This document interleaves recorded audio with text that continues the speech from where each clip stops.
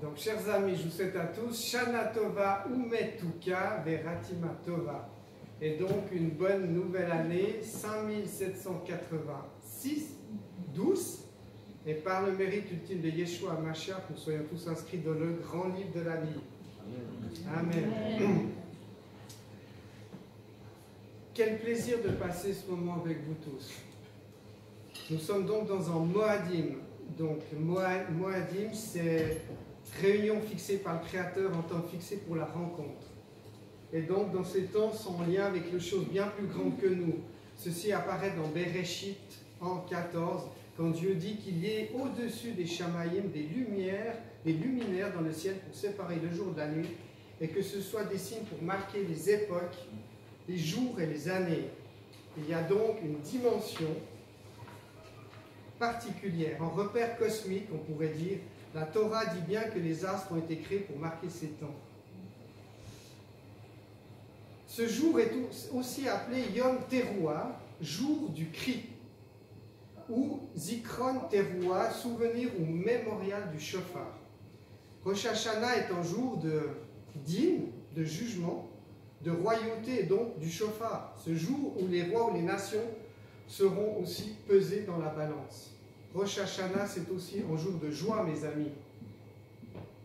Pourquoi la joie est-elle cohérente avec le jugement? Le jugement révèle des réalités, des fautes, nos manquements, mais aussi des potentiels. Savoir où on est jugé, que l'on est jugé, pourrait nous inciter à l'angoisse. Or, la joie, c'est ce qui permet d'accepter une évaluation et d'en faire quelque part une impulsion vers nos améliorations. Ainsi, Rosh Hashanah, jour de jugement, est simultanément une occasion joyeuse, car il inaugure un cycle de réparation et aussi d'élévation. La dimension communautaire est essentielle. La joie du jour n'est pas simplement individuelle, mais aujourd'hui elle est collective. L'unité et la joie communautaire renforcent la prière et la décision ferme, c'est-à-dire notre kavana, cette intention qu'on veut avoir ce soir, qui est au cœur de toute notre impulsion. Les sages d'Israël nous disent, selon le Midrash, que Abraham, lui, n'a pas accepté le monde tel qu'il est avec sa violence. Vous savez que dans ces temps difficiles, violence, le mot en hébreu c'est ramas. Et qu'il a eu cette capacité de sortir de ses propres prières ou de ses requêtes pour monter le niveau de sa prière, cette fille-là, au niveau des sphères célestes. Le son du shofar fera tout à l'heure monter nos prières en ce jour. Sortir de notre petite requête et demander le malroute. Voilà ce qui élève le monde qui nous entoure, les amis. Aujourd'hui, il faut qu'on dépasse, il faut qu'on voie plus grand, il faut qu'on demande plus, il faut qu'on accueille quelque chose de plus grand que nous. L'Éternel a fixé des temps de rencontre et nous sommes dans une sainte convocation, car c'est un jour de sonnerie. Je profite de souligner ma joie ce soir avec la présence de ma maman, Janine,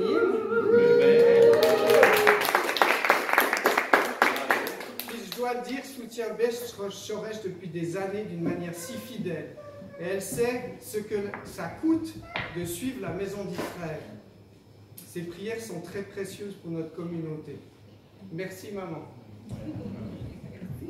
Ce soir à Rosh Hashanah, j'ai une phrase du Rabbi Shapira qui résonne en moi depuis que j'en ai pris connaissance au travers de la formation Chourou que je suis.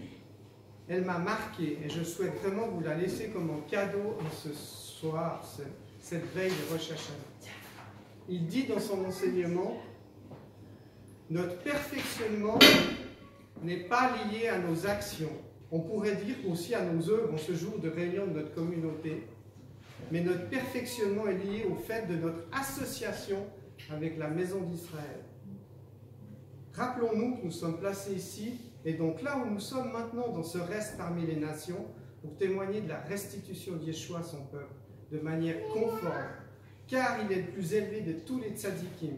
Personne hors de lui n'a pu faire le tikkun haolam, c'est-à-dire cette grande rédemption, cette réparation du monde, à tous les niveaux. C'est à cette réparation que les juifs et les non-juifs que Beth Shoresh, en tant que communauté, est appelée en ce début de la nouvelle année, mes amis.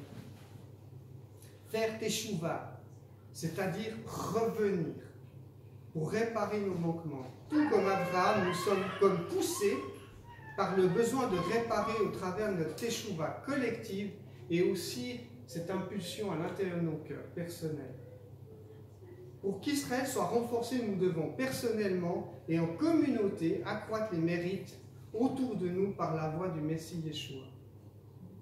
Restons fermement attachés, mes amis, les uns aux autres, car sans l'amour, rien ne pourra subsister. Le son du chauffard est l'une des caractéristiques identitaires du Mashiach et de la maison d'Israël, et c'est pourquoi il sera dévoilé dans sa seconde venue au travers du chauffard.